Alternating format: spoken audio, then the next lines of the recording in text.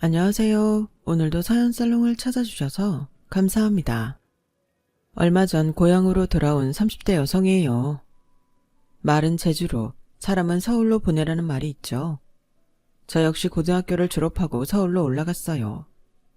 서울에 있는 대학에 합격을 했거든요. 20년 가까이 나고 자란 고향을 떠나는데도 그때는 하나도 서운하지 않았어요. 오히려 서울 생활이 기대돼서 잔뜩 들떠 있었죠. 그렇게 시작된 저의 서울 생활은 대학 생활을 포함해 장장 13년 동안 이어졌어요. 그리고 얼마 전 이혼을 한 후에야 다시 내 고향 부산으로 내려오게 되었죠.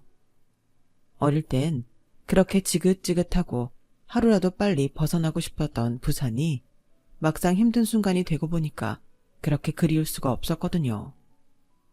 짠내 나는 바다도 그립고 억센 부산 사투리도 그립고 무엇보다 뜨끈한 물떡이 그렇게 그리울 수가 없었어요.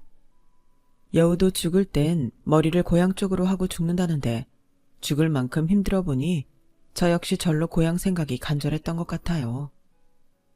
저를 이렇게 고향으로 내려오게 만든 사람은 다름 아닌 제 시어머니예요. 지금은 이혼을 했으니 전 시어머니라고 해야 맞겠네요.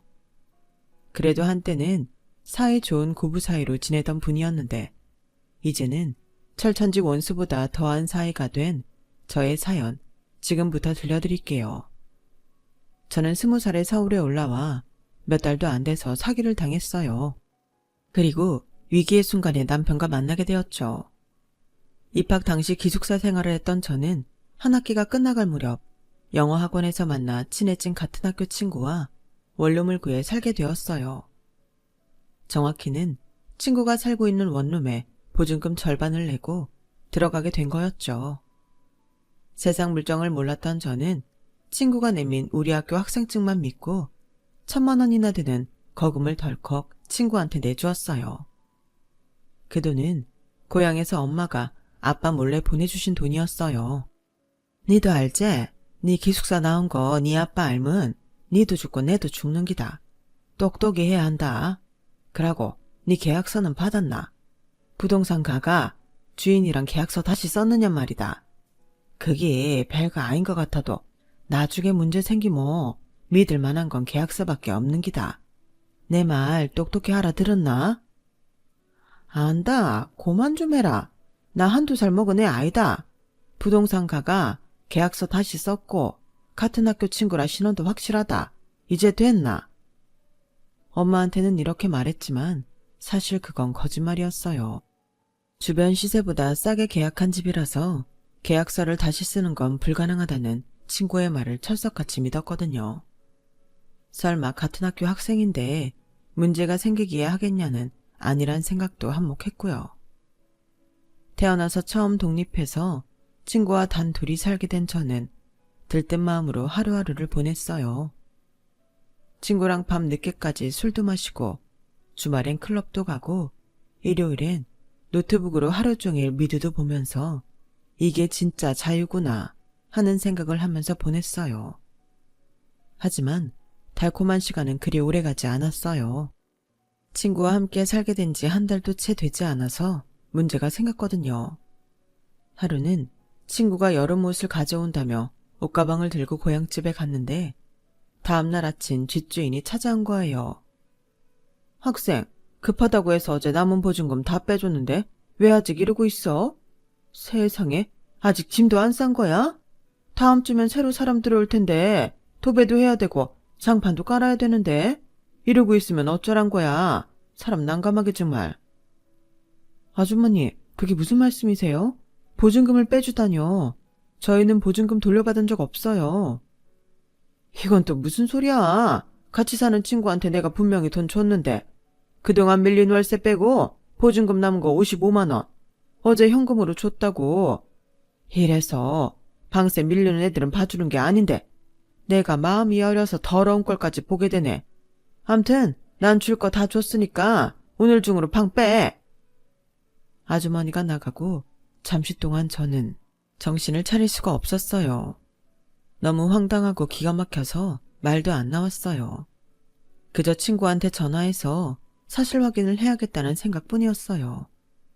그런데 어제까지 잘만 연결되던 친구 전화가 없는 번호라고 나오는 거 있죠. 순간 손끝이 파르르 떨리고 정신이 멍해졌어요. 그래서 일단 학교로 달려가 친구의 학과와 학년을 말하고 고향집 연락처를 알아보려고 했어요. 그런데 국문학과 1학년 송은주? 국문과인 그런 학생은 없는데? 혹시 이름을 잘못 알고 있는 거 아니에요? 그럴 리가 없어요. 제가 그 친구 학생증도 받고 강의실에 들어가는 것도 똑똑히 봤는걸요. 다시 한번 찾아봐 주시면 안 될까요? 없어요, 학생. 그러지 말고 지금이라도 경찰에 신고부터 하세요. 그 순간 머릿속에는 엄마 생각뿐이었어요. 나 때문에 아빠한테 비밀로 하고 보증금까지 만들어주셨는데 제가 멍청해서 그 돈을 날렸으니까요. 확실히 계약서까지 쓰고 들어왔다고 거짓말까지 했으니 엄마한테 어떻게 말을 해야 할지 모르겠더라고요. 그렇다고 내 힘으로 수습할 능력도 안 됐고요. 생각 끝에 저는 학교 근처 파출소에 가서 신고부터 했어요. 어떻게든 돈을 찾는 게 급선무였으니까요. 휴대폰에 저장된 친구 사진도 보여주고 자주 같이 갔던 클럽이랑 술집도 알려주었지만 경찰관의 표정은 심드렁했어요. 학생, 너무 기대는 하지 말아요. 이런 경우 어렵게 잡는다 해도 이미 돈은 유흥비로 탕진하고 없는 경우가 태반이니까. 그냥 부모님께 솔직히 말씀드리고 도와달라고 해. 그 말을 듣는데 이제 다 끝났구나 하는 생각이 들었어요. 하늘이 무너지고 땅이 꺼지는 것 같았죠. 엄마한테 당장 알려야 한다는 건 알고 있었지만 겁이 나서 못하겠더라고요. 그래서 일단은 파출소를 나와 짐을 싸고 동아리실로 갔어요. 딱히 갈 곳이 없었거든요. 동아리 선배한테는 잠깐 짐 좀 맡겨놓고 오겠다고 거짓말을 하고는 거기서 몰래 3일 정도를 지냈어요. 봄에서 여름으로 넘어가는 시기였음에도 바닥에는 냉기가 돌았어요. 바닥에 라면 박스를 깔고 그 위에 이불을 깔고서야 좀 잘만 했어요. 간단한 세면은 화장실에서 할 수 있었지만 샤워할 수 있는 곳은 딱히 없어서 아침 일찍 근처 목욕탕에서 씻고 수업에 들어갔고요. 하지만 꼬리가 길면 밟힌다고 동아리 선배 중 하나가 동아실에서 잠들어 있는 저를 발견하는 바람에 딱 걸리고 말았어요. 자초지종을 들은 선배는 도망간 친구 욕을 하면서 저보다 더 광분했어요. 뭐 그런 미친년이 다 있냐? 이거 학교에 알려야 하는 거 아니야? 학생 타칭하면서 또 무슨 짓을 벌일지 알아? 근데 계속 동방에서 지낼 거야? 잘 데 없으면 우리 집에 갈래? 엄마가 외할아버지 간병하시느라 외가에 내려가 계셔서 요즘 집에 나랑 오빠밖에 없거든. 평소에 그리 친한 사이는 아니었는데도 선배는 선뜻 저를 집에 데려가 주었어요. 그리고 그곳에서 미래의 내 남편을 만나게 되었어요. 바로 선배의 오빠였죠. 학기가 끝날 때까지 한 달여 기간 동안 저는 선배 집에서 생활을 했어요.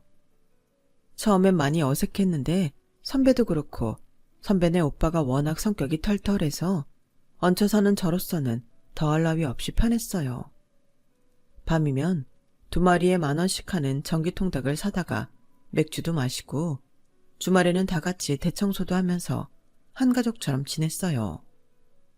시험 기간이라서 밤 늦게까지 도서관에서 공부를 할 때면 오빠가 도서관 로비까지 마중을 오기도 했어요. 저랑 학교도 다른데 말이죠. 나중에 얘기를 들어보니 오빠는 그때 이미 저한테 마음이 있었더라고요. 그래서 과 동기들과 술자리도 마다하고 늘 저를 마중하러 왔던 거였어요. 학기가 끝나고 선배 집을 나와 고향으로 내려간 저는 엄마한테 사기당한 얘기를 했어요. 12살 때 마지막으로 엄마한테 맞은 일에 그때 처음 뒤지게 맞았어요.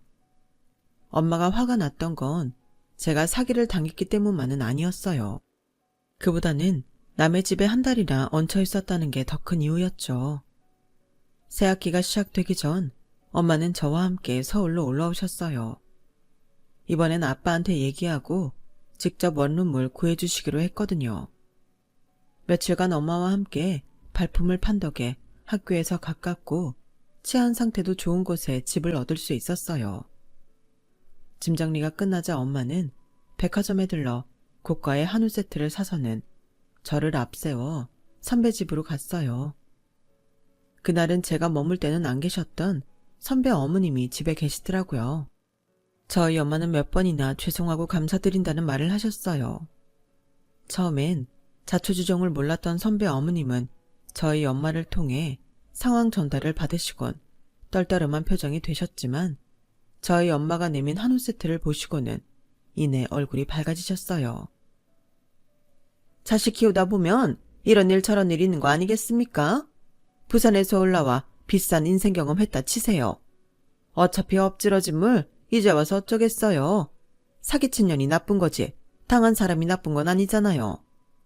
학생이 마음고생이 많았겠네. 내가 집에 있었으면 밥이라도 잘 챙겨 먹였을 텐데. 아니에요. 선배랑 선우 오빠 덕분에 잘 지냈어요. 진작에 인사 못 드려서 죄송해요. 그랬다니 다행이네. 그래도 남자가 있는 집에 그렇게 함부로 들어와 살고 그러면 안 돼. 우리 아들이야 워낙 착실하고 바른 애라서 아무 일 없었다지만 세상에 어디 그런가. 앞으로는 절대 그러면 안 돼. 알았지? 선배 어머님 말씀에 저희 엄마는 맞장구를 치시며 선배와 오빠에 대한 칭찬을 한 바가지 해주시곤 그 집을 나왔어요. 그날 선배 어머니도 그렇고 저희 엄마도 그렇고 두 분이 다시 볼 일은 없을 거라고 생각하셨지만 세상 일이 어디 그런가요? 한 치 앞도 모르는 게 인생인걸요. 한 집에서 한 달여간 지내는 사이 정이 많이 들었던 오빠와 저는 제가 혼자 원룸 생활을 하면서 많이 가까워졌어요. 오빠는 저 혼자 원룸에 사는 게 걱정이 됐는지 선배를 앞세워 수시로 찾아왔어요. 여자 혼자 사는 집 현관엔 남자 신발을 둬야 돼. 그래야 배달하는 사람들도 아, 이 집에 남자가 있구나 생각하지. 베란다에도 남자 옷이랑 속옷을 널어두는 게 좋아. 밖에서 잘 보이게 쫙쫙 펴서. 자, 이거 받아. 내가 안 신는 운동화랑 옷까지 좀 챙겨왔어. 눈에 잘 띄는 곳에 툭툭 걸쳐도 누가 봐도 이 집에 남자가 산다는 티를 팍팍 내란 말이야. 우와, 우리 오빠가 이렇게 자상한 사람인 줄 진짜 몰랐네. 친동생이 나한테도 좀 그래 보시지. 누가 보면 화영이가 오빠 친동생인 줄 알겠어. 야, 넌 등치가 산만한데 남자들이 덮치려고 하겠냐? 맞아 죽지 않으면 다행이지. 화영이야 여성스럽고 얼굴도 예쁘니까 아무래도 걱정이 되지. 화영아, 들었냐? 우리 오빠가 하는 말. 오빠, 그렇게 걱정되면 차라리 화영이네 집에 출근 도장 찍어. 이딴 신발짝이 무슨 소용이냐? 남자가 매일 드나들면 그게 더 확실하지. 안 그러니 화영아? 선배는 장난처럼 던진 말이었는데 그 말에 오빠 표정이 살짝 변했어요. 그리고는 선배 말대로 매일 저희 집에 찾아오게 되었죠. 제가 동기들과 술자리를 가질 때면 오빠가 술집으로 찾아와 집까지 저를 데려다 주었고 주말에는 떡볶이며 순대 같은 주전부리를 사들고 친구 집 드나들듯 제 원룸으로 찾아왔어요. 누가 봐도 이 집에 사는 사람처럼 말이죠. 아무리 제가 걱정이 돼서 그런다지만 누가 봐도 오해할 만한 행동이었어요. 오빠도 엄연히 남잔데 여자 혼자 사는 집에 매일같이 드나드는 거니까요. 그런데 이상하게도 오빠가 저희 집에 찾아오는 걸 말리기 싫더라고요. 어린 나이에 타지에서 처음 사귄 친구한테 사기를 당한 충격 때문인지 오빠의 그런 행동이 불편하다기보다는 오히려 든든하고 다정하게만 느껴졌거든요. 의지할 사람이 없는 곳에서 내가 유일하게 의지할 수 있는 사람이었으니까요. 물론 오빠에 대한 사심도 어느 정도 작용했을 테지만요. 어느 순간부터는 오빠가 찾아오지 않으면 불안하고 일이 손에 잡히지 않을 정도였어요. 그래서 오빠가 사귀자는 말을 꺼내기도 전에 제가 먼저 사귀자고 말해버렸어요. 이 사람을 꼭 잡고 싶었거든요. 저보다 5살이나 많았던 오빠는 그런 제게 전보다 더 책임감을 느꼈는지 양가 부모님께 먼저 말씀을 드리고 사귀자고 하더군요. 난 화영이 너랑 가볍게 사귈 생각은 없어. 그러니까 양가 부모님들께 말씀드리고 떳떳하게 만나자. 결혼을 하자는 것도 아니고 그저 사귀자는 것뿐인데 오빠는 나이 차이 때문인지 무척이나 조심스러워했어요. 그래서 주말에 오빠와 함께 부산으로 갔어요. 이제 겨우 20살인 딸이 집에 남자를 데려오자 저희 부모님은 오히려 더 놀라시더라고요. 명목상으로는 교제를 허락받기 위함이라고 했지만 분위기는 마치 결혼을 허락받으러 온 것 같았으니까요. 그래도 오빠의 그런 모습이 마음에 들었는지 아빠는 별 말 없이 오빠랑 술잔을 기울이셨어요.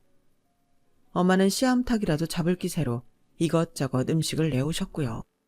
저희 집에서 교제 허락을 받은 우리는 며칠 뒤 오빠네 집으로 갔어요. 어머니께 교제 허락을 받으려요. 사실 그때까지만 해도 단순히 교제 사실을 알리는 차원이라고 쉽게 생각했었는데 막상 어머님의 반응을 보니 괜히 주눅이 들더라고요. 뭐? 니들 둘이 사귀겠다고?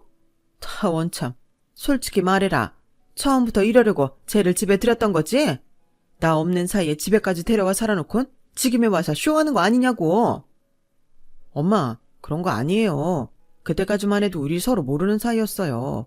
그건 선주한테 물어보시면 알 거예요. 니들이 감쪽같이 속였는지 누가 아니? 세상에, 내가 진작 알아봤어야 했는데 이제 겨우 갓숨을 먹은 애가 남자 있는 집에 들어와 한 달이나 살고 갔는데 그걸 순수하게 받아들인 것 자체가 잘못이지. 이미 갈 때까지 갔을 텐데 이제 와서 헤어락이 무슨 소용이야. 사귀든 말든 니들 멋대로 해. 엄마, 무슨 말이 그래. 갈 때까지 가다니. 우리 하늘에 맹세코 그런 짓 한 적 없어.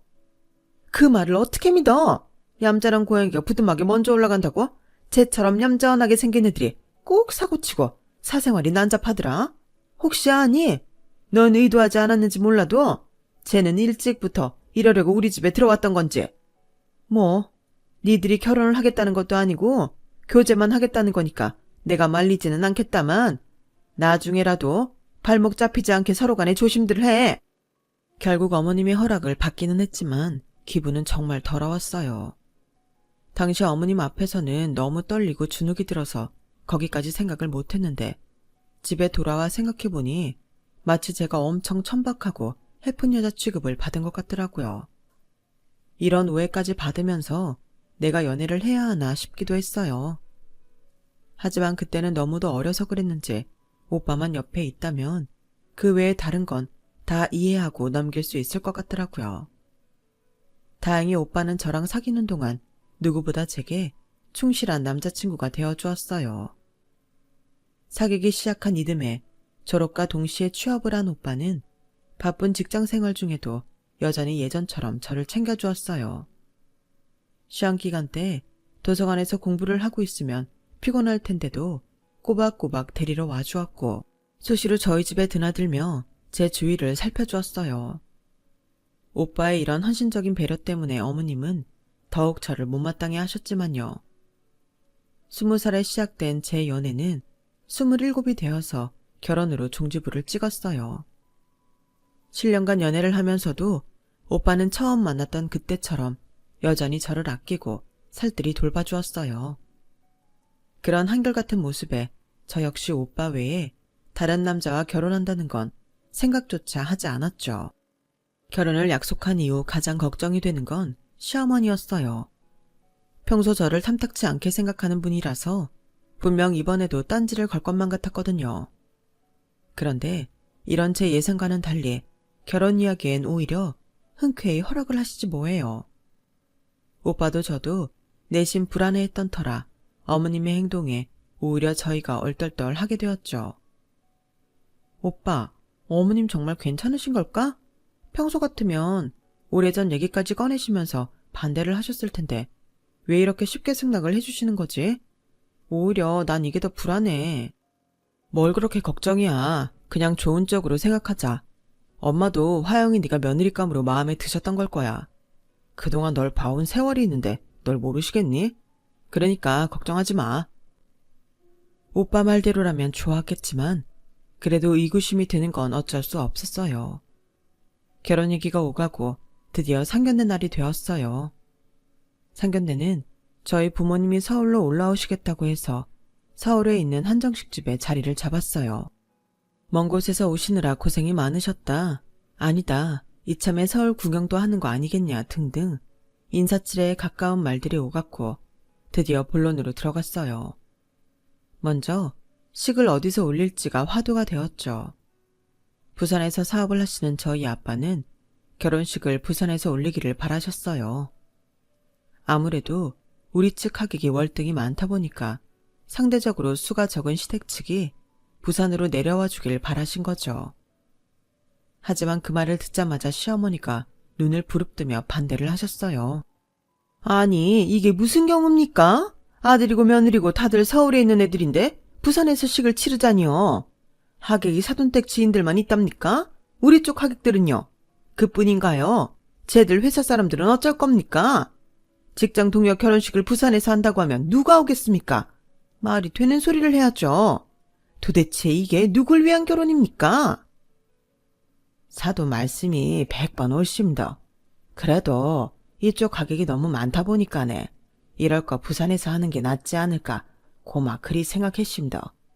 그렇게만 해주신다 뭐 차편은 우리 쪽에서 준비하고 부산에서 숙박을 원하신다 카모 부산의 관광까지 싹 다 책임지겠습니다. 그래도 안 되겠습니까? 아니 뭘 그렇게까지 하십니까? 축의금이 얼마나 들어온다고 숙박비에 관광비용까지 대시다뇨. 그럴 돈이 있으면 애들 직구하는 데나 보태주세요. 요즘 서울 집값이 말도 못하게 비쌉니다. 사돈댁처럼 자식이 하나만 있는 것도 아니고 솔직히 부담이 이만저만이 아니거든요. 아들 가진 부모가 무슨 죄입니까? 결혼식 장소를 정하다 말고 어머님은 신혼집 얘기를 꺼내셨고 결국 그날 아빠는 결혼식 장소도 뺏기고 신혼집 보증금까지 떠안게 되셨어요. 상견례가 끝난 뒤 집으로 돌아가는 내내 아빠 표정을 밝지 않았어요. 아빠, 뭐 하려고 신혼집까지 아빠가 해준다고 했나? 그냥 우리 돈으로 알아서 해볼라니까 아빠는 신경 쓰지 마라. 아니다. 자식 새끼 살 집인데 시댁에서 하나 내가 하나 매한가지다. 너희들은 신경 쓰지 말고 그저 잘 살면 그만이다. 화영은이 단단히 들으라. 결혼은 애들 장난이 아니다. 한번 하모 끝까지 가는 기다. 알았제? 아빠는 소득도 없고 오히려 손해만 나는 혼사였음에도 오히려 제가 걱정을 할까봐 제 눈치를 보시는 것 같았어요. 그렇게 결혼식은 서울에서 하게 되었어요. 아빠는 여러 대의 리무진 버스에 하객을 싣고 서울까지 달려오셨어요. 엄마 말에 따르면 KTX를 타고 오려고 했지만 하객수만큼 표를 구할 수가 없어서 할 수 없이 리무진 버스로 오게 됐다고 하더군요.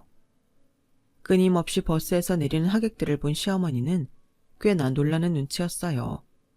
그것도 그럴 게 신랑 측 하객은 기껏해야 30-40명 남짓이었거든요.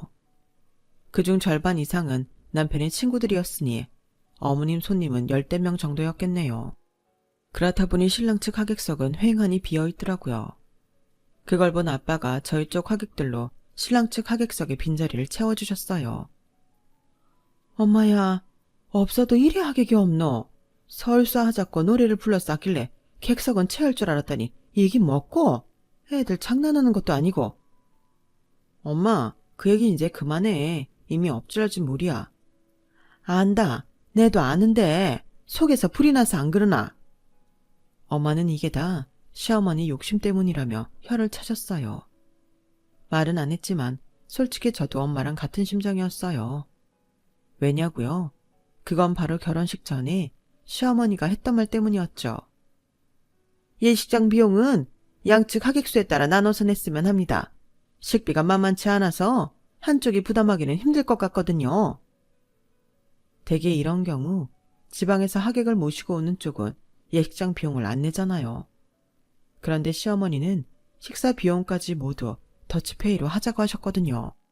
그러니 저희 입장에서는 독박을 쓴 거나 다름없는 셈인 거죠. 게다가 얼마 안 되는 신랑 측 하객 수를 보고는 더 화가 치밀었고요. 그런데도 아빠는 오히려 신랑 측 하객이 얼마 안 되니 그쪽 비용까지 우리가 내겠다고 하셨어요. 그 말에 시어머니는 화색을 띠며 엄청 좋아하시더라고요. 남편은 자기 엄마의 행동에 얼굴을 붉혔어요. 할 수만 있다면 쥐구멍이라도 숨고 싶어 하는 것 같더라고요. 신혼여행을 떠날 때까지도 저희 아빠한테 몇 번이나 죄송하다고 고개를 숙였어요. 그런 사위한테 아빠는 사위도 자식인데 이렇게 머리 숙이는 거 보면 마음이 편치 않다시며 그러지 말라고 하셨어요. 말도 많았던 결혼식도 끝나고 신혼여행에서 돌아온 우리 부부는 모처럼 신혼집에서 평온한 주말을 맞고 있었어요. 느닷없는 어머님의 방문에 금세 평온은 깨졌지만요. 어머님, 연락도 없이 여긴 어쩐 일이세요? 왜? 내가 내 아들 집에 오면서 연락까지 해야 하니? 일단 와서 앉아봐라. 니들도 알다시피 선주도 곧 결혼을 하잖니? 그래서 말인데 아들, 딸 다 출가하고 나 혼자 사는 게 적적할 것 같아서 말이다. 니들 집에 방이 3개라고 그랬지? 그중 하나는 내가 써야겠다. 엄마, 그게 무슨 소리예요? 엄마가 왜 여기서 살아요? 이 집 장인어른이 해주신 집이라고요. 얘도 참, 누가 그걸 몰라? 대신 나 죽을 때 내 집은 니들 주면 되잖아. 이 넓은 집에 니들 둘만 사는 것도 사치라는 건 모르니? 남는 방에 들어와 살겠다는데 뭘 그렇게 난리야. 암튼 선주 결혼식 치르는 대로 짐 옮겨올 테니까 그렇게들 알거라. 솔직히 니들도 나랑 살면 좋지 뭘 그래? 밥이며 빨래며 엄마가 다 해줄 텐데 맞벌이하는 니들한텐 최상의 조건 아니니? 안 그러니 희영아? 순식간에 결정된 합가에 정신이 없던 저는 아무 말도 못하고 눈만 꿈뻑였어요. 이럴 거 처음부터 우리를 시댁에 불러 살게 할 것이지 우리 아빠가 집까지 다 구해주고 나니까 합가를 하자는 말을 꺼내시는 시어머니가 왠지 얄밉더라고요. 남편한테는 말을 못했지만 어머님이 처음부터 이러려고 계획한 게 아닐까 하는 생각까지 들더라고요. 남편과 제가 반대를 했음에도 불구하고 어머님은 신우이 결혼식이 끝나자마자 그 다음 주에 바로 저희 집으로 짐을 싸들고 들어오셨어요. 딱 2년만이라고 못을 박았지만 어머님이 그 약속을 지키실지는 알 수 없었죠. 한창 달달해야 할 신혼을 세상에서 가장 어려운 시어머니와 함께 보내자니 정말 죽을 맛이더라고요. 저라면 꿈뻑 죽는 남편이 옆에 있긴 하지만 어머님 눈치가 보여서 스킨십도 마음대로 할 수 없었어요. 그런 와중에도 결혼 5개월 차에 임신을 하게 되었어요. 임신은 처음이라 어리둥절했는데 입덧이 심해지면서 현실감이 팍팍 오더라고요. 밥도 제대로 못 먹는데 하필 회사에 비상이 생겨서 업무가 산더미처럼 쌓이는 바람에 매일같이 야근을 하게 되었지 뭐예요. 배는 고프고 몸에 힘은 없고 생전 없었던 빈혈까지 생기는데 정말 이러다가 애를 낳기도 전에 제가 죽을 것 같더라고요. 아직 임신 초기인데 이 정도면 만삭 때는 어떻게 버티나 싶어서 퇴사를 고민하게 되었어요. 한 며칠 혼자 소가리를 하다가 남편한테 말을 했더니 의외로 1초의 고민도 없이 그만두라고 하는 거예요. 화영아, 내 인생의 1순위는 너야. 네가 그렇게 힘든데 뭘 고민을 해. 내 벌이로도 우리 식구 충분히 먹고 살 수 있으니까 걱정하지 말고 사표 내. 내가 정리를 하고 싶다면 애 낳고 다시 일 시작해도 되잖아. 다른 걸 제쳐두고 제가 최우선이라는 남편의 말을 들으니 눈물이 핑 돌았어요. 내가 남편 하나는 기가 막히게 만났구나 싶었죠. 그래서 다음날 아침 출근을 앞두고 시어머니께 말씀을 드렸어요.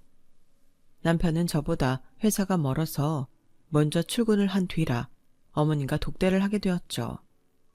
혹시나 오해하시지 않을까 염려가 돼서 가급적 솔직하고 자세히 설명을 드렸어요. 그랬더니 어머님이 불처럼 화를 내시지 뭐예요. 얘, 넌 어쩜 이렇게 이기적이니? 그깟 입덧 조금 한다고 직장을 그만둬? 세상에 임신은 너만 한다니? 다른 집 며느리들은 아무 소리도 안 하고 일만 잘들 하던데 넌 뭐가 그렇게 잘났다고 꼴랑 임신한 거 가지고 유세냐? 그리고 지금 일을 그만두면 앞으로 내 아들 등에 빨대 꽂고 살겠다는 거냐? 어머님, 무슨 말씀을 그렇게 하세요? 남편 등에 빨대를 꼽다뇨. 출산 때까지만 일을 쉬다가 다시 자리 알아볼 거예요. 그리고 저요, 지금까지 단 한 번도 오빠한테 기대살 생각 한 적 없어요. 그랬다면 결혼과 동시에 일을 그만뒀겠죠. 글쎄다, 네가 일 그만둘 구실을 찾느라 지금까지 사표를 안 내고 버틴 건지 누가 알겠니? 친정이 좀 산다고 돈 알기를 우습게 하는 모양인데 너도 한번 살아봐라.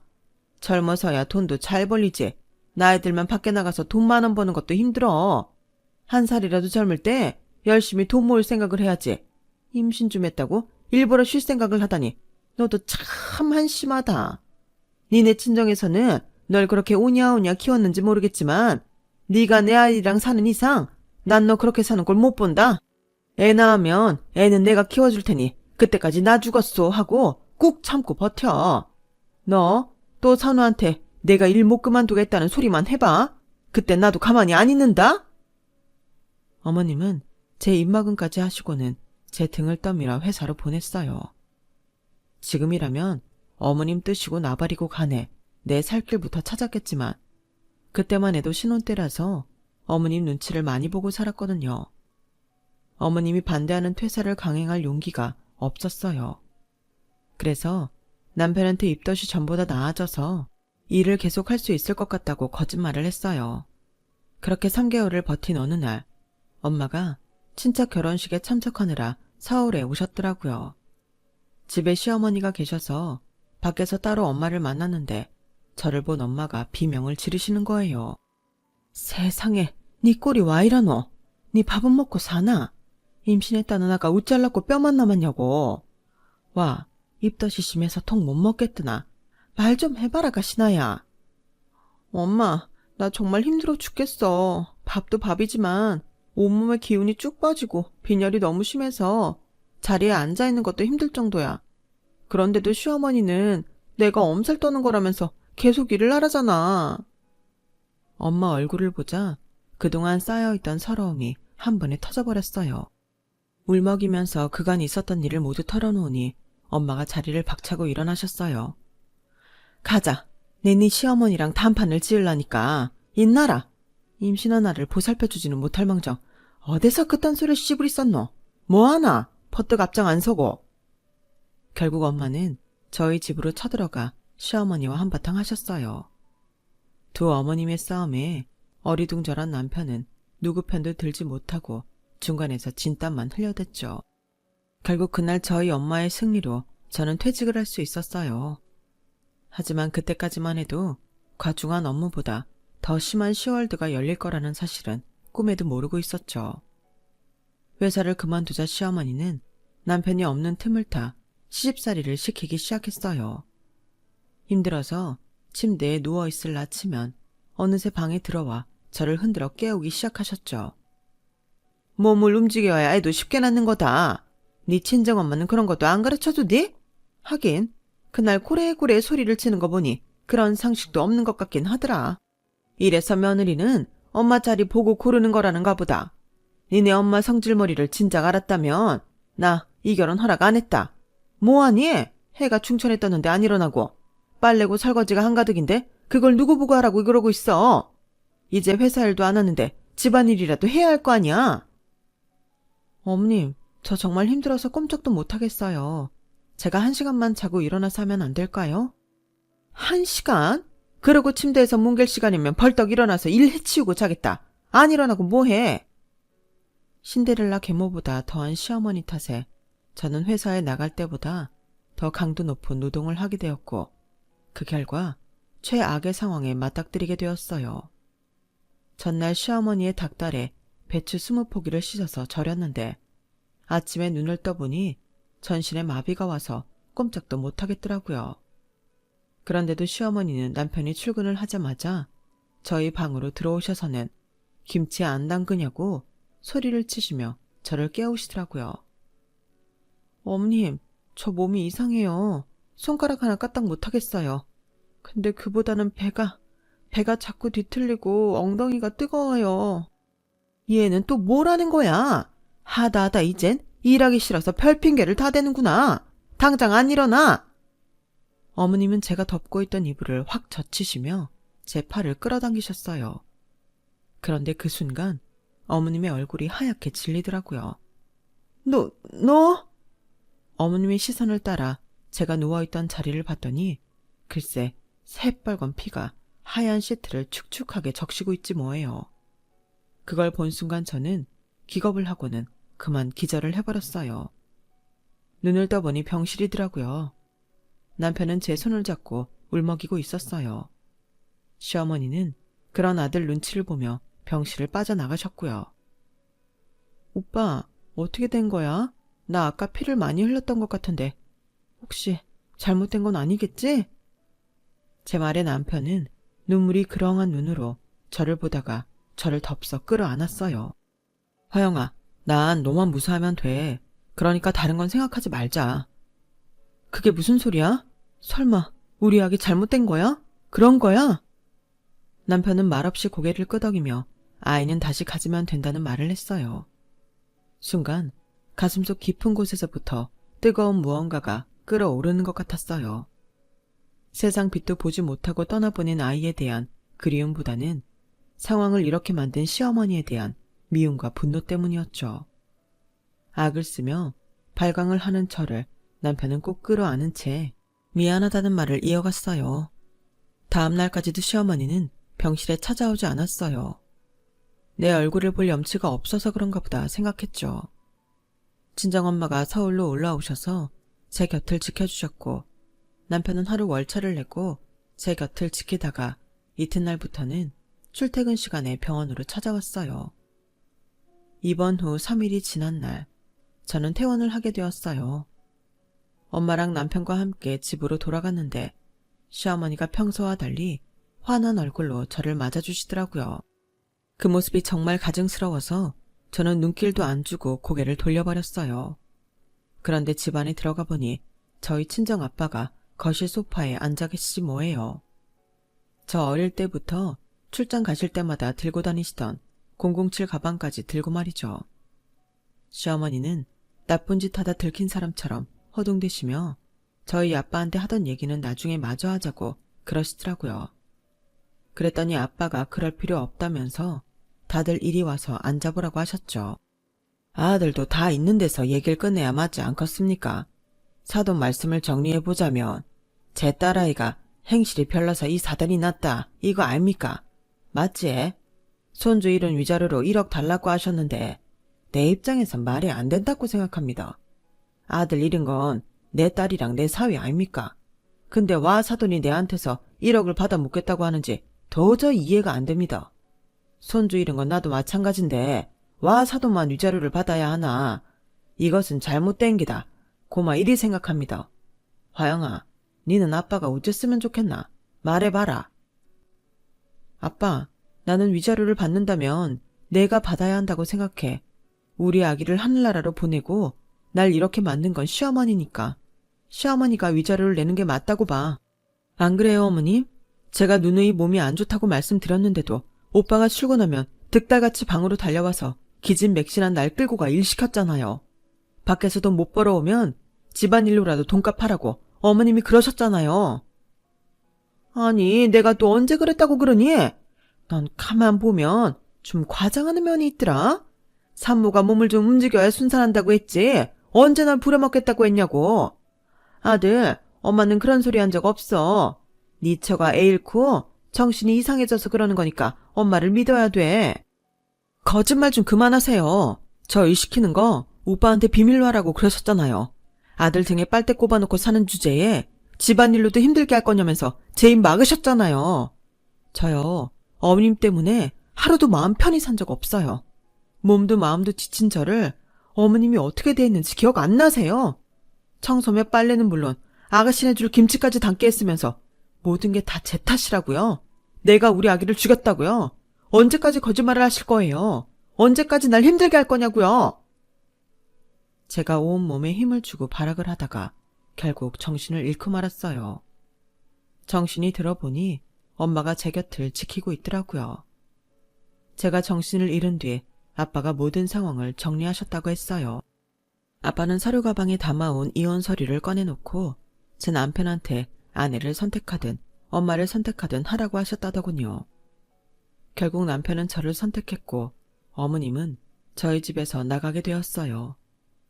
어머님은 어떻게 자기한테 이럴 수 있냐며 아들을 때리며 난동을 부렸지만 남편은 그 매를 다 맞으면서도 끝까지 저랑 살겠다고 했다네요. 결국 아들한테도 버림받은 어머님은 짐가방을 싸서 집을 나가셨고 이후 2년이 지난 지금까지도 저희와는 연락을 끊고 사세요. 시누이 말에 따르면 오래전부터 만나왔던 연하의 남자한테 이미 집까지 다 털려먹은 상황이라서 저희 신혼집에 들어오셨던 거라고 하더라고요. 저희 친정에서 돈을 융통받아 그 남자랑 살 전셋집이라도 구해보려고 했었던 것 같다는데 일이 잘못되는 바람에 아들과 연까지 끊게 되신 거였죠. 지금은 외가에 내려가 친정 오빠 집에 얹혀 살고 계시다는데 시누이한테 툭 하면 저희 집 상황을 묻는 걸 봐서는 조만간 연락을 하시지 않을까 싶네요. 저도 저지만 남편은 어머님과 다시 만날 생각이 없다고 하니 어머님의 뜻이 이루어지기는 틀렸지만 말이죠. 저는 한 번의 유산 끝에 이듬해 임신을 해서 출산을 2달여 앞두고 있어요. 이번에도 혹시 잘못될까봐 아예 친정 엄마가 서울에 올라와 계세요. 엄마를 서울로 부른 건 바로 남편이었어요. 장모님이랑 같이 살기 불편할 텐데도 남편은 제 걱정에 스스로 힘든 길을 택한 거였죠. 꽃길만 걷게 될 줄 알았던 저의 결혼 생활은 진창도 밟고 태풍도 만났지만 그래도 사랑하는 사람이 곁에 있으니 겁은 안 납니다. 지금은 그저 제 아이가 무사히 태어나기만을 바랄 뿐이에요. 우리 세 식구가 똘똘 뭉쳐서 변화무쌍한 인생을 잘 살아보려 합니다. 지금까지 제 사연을 들어주셔서 감사합니다. 사랑하는 소중한 가족들과 항상 건강하세요. 여러분, 사연 댓글에 응원과 현명한 조언 부탁드려요. 좋아요와 구독은 저에게 큰 힘이 됩니다. 오늘도 좋은 일 가득하세요.